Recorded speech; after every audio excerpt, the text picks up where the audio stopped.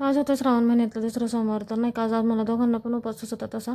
मग तर मुलांसाठी मी चपाती भाजी इकडं बनवली होती टिफिनसाठी. तर त्यांचे टिफिन पॅक केले आणि आम्हाला नाही का आज मंदिरात पण जायचं होतं, त्यामुळे पटकन आवरून घ्यायचं होतं. आणि इकडं नाही बघतं तर काही नाही, मुलांचे कपडेच रविवारची सुट्टी असून देखील वाळले नव्हते, आतमध्ये टाकले होते रात्रीच मी, तरी पण वाळले नव्हते.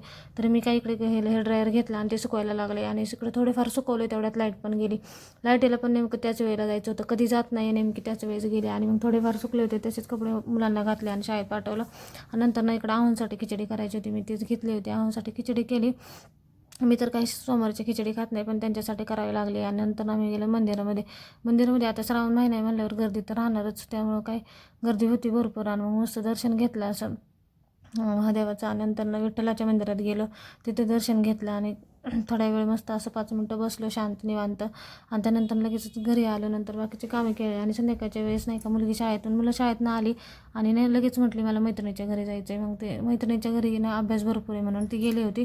आणि तिकडंच 8 वाजता फोन करून सांगितलं की मी जेवण करून येते. म्हटल्यावर काय नाही कसं म्हणणार. म्हटलं ठीक आहे. तर मी इकडं चपात्या भाजी वरण भात आणि मस्त अशी वाटाण्याची भाजी केली होती. तर चला, आपला व्हिडिओ आवडल्यास आपल्या चॅनलला नक्की सबस्क्राईब करा. आजच्यासाठी एवढंच, भेटूया नेक्स्ट व्हिडिओमध्ये. तोपर्यंत बाय बाय.